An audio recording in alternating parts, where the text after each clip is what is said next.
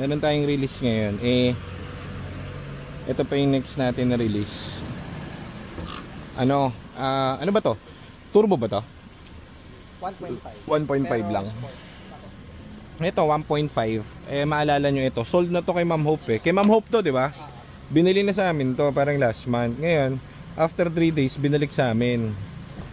Ang kwento, ganito. Si Ma'am Hope kasi, yung husband niya, nasa abroad, follower natin. So, dito sila bumili.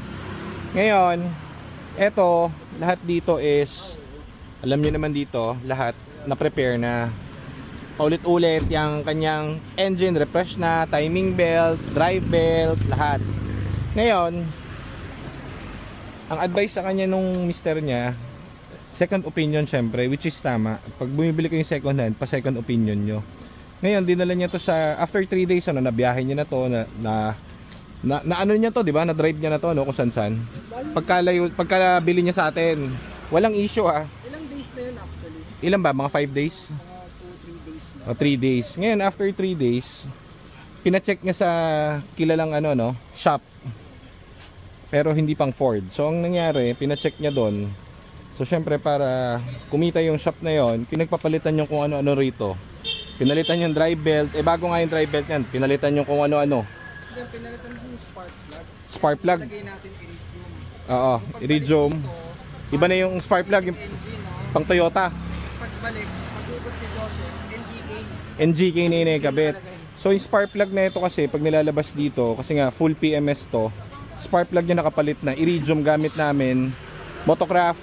Ngayon, after 3 days nga niya to, pagbalik niya, binalik sa amin, may problema na.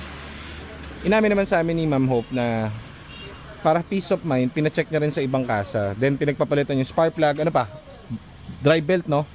Which is parang napalitan na natin drive belt eh. Bago lahat 'yon. So, yun ang pumayag siya, pinago niya.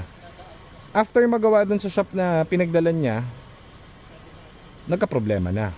No, ngayon, chinek namin yung unit, pagbalik niya rito, kung ano-ano rin nakakabit.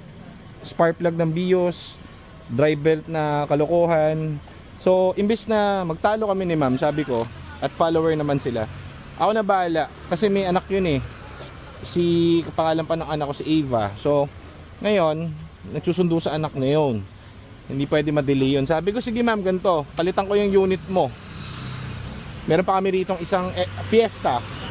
So, pinalitan namin ng another Fiesta na ibang kulay. Tapos, wala kaming charge dun kahit piso, tanong nyo sa kanya. Eto, lahat nung pinalit nung rito, nung pinagpagawaan niya, binalik namin ulit sa original na spark plug, original na